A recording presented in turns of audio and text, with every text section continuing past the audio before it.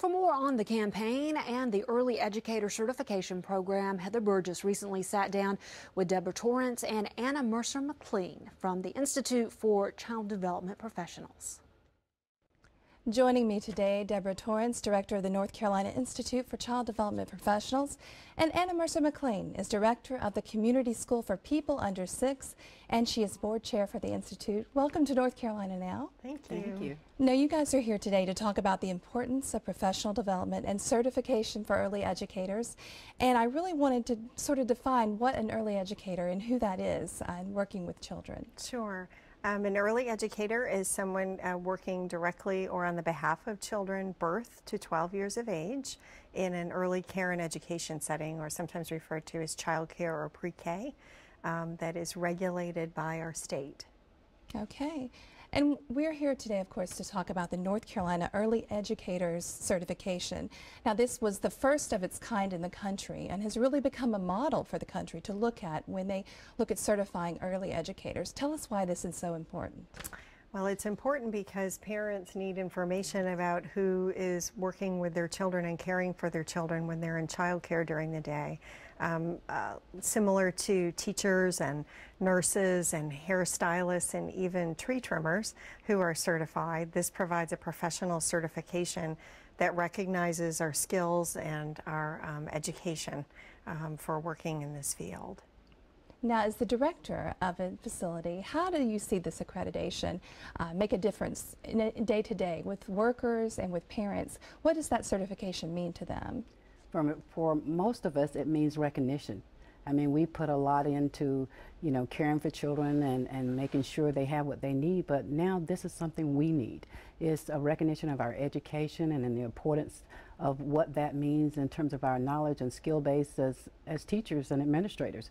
It makes sure that we, as an administrator, that now we have a system that is in place so that, that provides a single port of entry for, providing transcripts to one location instead of to 5 or 6 different agencies, and it helps to save money for our program. And for parents, it just really makes sure that, now they can see on my wall is posted the certificates for early educator certification, and they can see this teacher has a level 8 or this person has a level 12, and they don't have to, just ask. They can look and see and recognize that, and they think it's so important. They know who is in care with their children. So. Now, how is the Institute working to reach out to early educators across the state and tell them about the certification and the importance of getting it? Sure.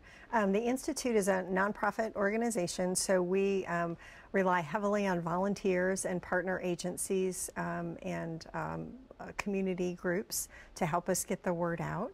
We work a lot with child care resource and referral agencies across the state, which provide referrals to families about child care so they're able to inform parents about certification. We work hand in hand with the Division of Child Development, which regulates child care facilities in the state, and have aligned all our policies and procedures to support both facility licensure and individual education documentation needs.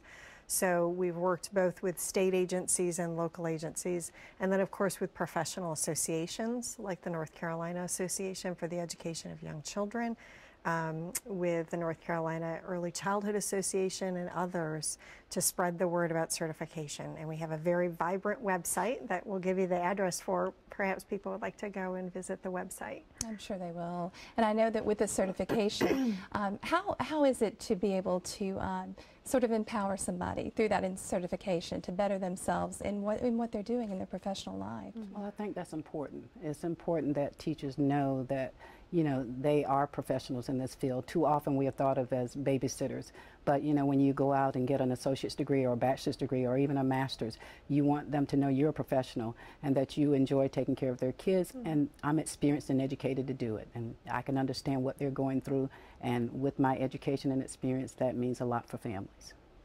And when we talk about that this was the first of its kind in the nation, what kind of notoriety has that brought the Institute? What do you have to do as you're going across the country talking about how you developed this?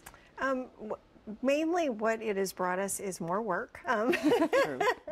It's actually, we do presentations at national conferences, and there's no charge, of course, for those. But we share with other states how we developed this. It took us 5 years to put the system together, and it was actually spawned by a director who said we need to be able to hold individuals accountable for their education, and I need something that will help me know when they walk in the door what education they have, and I know who I'm hiring, and that this is new for our field. And so combined with recognition, which Anna talked about, and the professionalism that parents now know that there is a certification for individuals that are working with their children, and then the national presentations. We've been sharing information through those sources and PSAs, which I'm hoping you'll show, and different ways to reach out to national partners about the work. And you did talk about the PSA, and I think one of the things about that is talking about there are so many professions that need certification. There are. Talk a little bit about that. Sure, sure. When we first started researching certification, I guess it was in 2005, we started looking at what other professions had certification, and it's pretty much everybody but early childhood. And we've realized that hairstylists, nurses have been certified and licensed since 1903. Even chicken dealers have a certification, and so, you know, our belief, and I think others are, that people who work with children, we need to be careful who they are and need to know that they have education, skills, and abilities to do that work. So we did look across all the professions, and we followed suit with what a lot of other professions have done to build a system that would work for our field. What is the future for the certification? What is the next step for the Institute when it comes to the education and the outreach and the development? What are the next steps? That's still to be discovered. However, one of the biggest things I think that will happen is with, you know, having the ability to renew the certification with continuing education units and college coursework. I think the education level of our teachers will continue to grow, and that the profession will get even stronger. All right. Well, thank you guys so much. You're welcome. And we will, of course, have a link to your website on North Carolina Now. Thank you so much, Debra Torrence and Anna Mercer McLean, for joining us here on North Carolina Now. You're welcome.